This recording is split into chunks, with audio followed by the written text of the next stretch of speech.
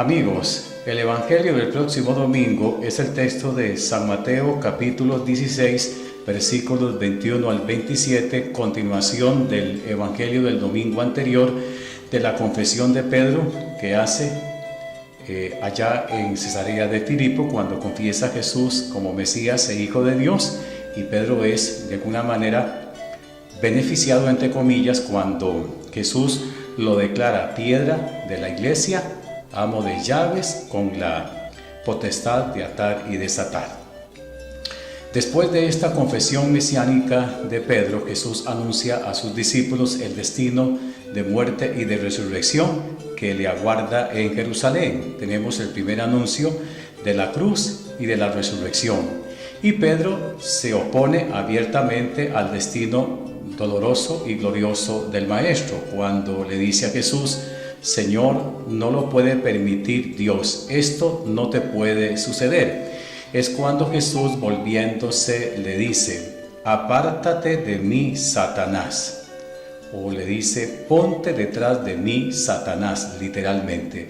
¿Por qué Jesús trata tan mal a Pedro llamándolo Satanás? La palabra Satanás o Satán significa el que pone tropiezo, el que pone zancadilla.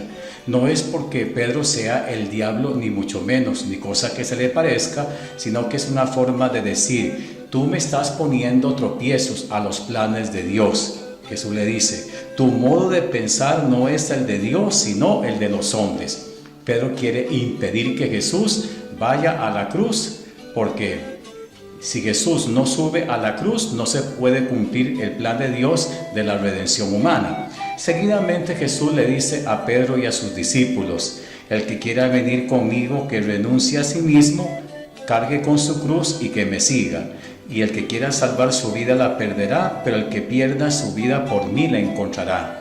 Invita a Pedro y a sus discípulos a seguirlo de manera radical, tomar la cruz, ser generosos, perder la vida para poderla adquirir en la entrega de Cristo y a la iglesia.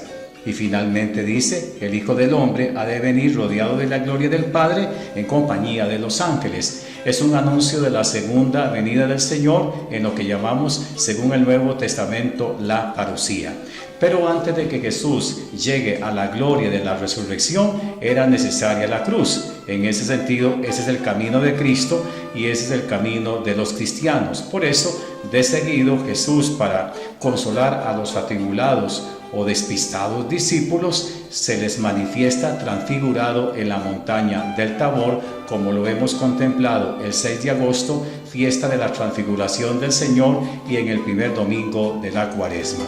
Por eso, en este Evangelio se nos invita a los cristianos a seguir de todo corazón a Jesús, a confesarlo como el Mesías de la cruz, el Mesías de la gloria, y que sin la cruz no es posible la salvación. Sin el camino de Jesús, que comienza allá en Galilea y culmina en Jerusalén, es un camino de muerte, de cruz y de sufrimiento, lo llevará a la gloria de la resurrección, y que todo cristiano también, de una u otra manera, debemos de seguir a Jesús cargando con la propia cruz, es decir, siendo generosos y dando la vida por la causa del reino.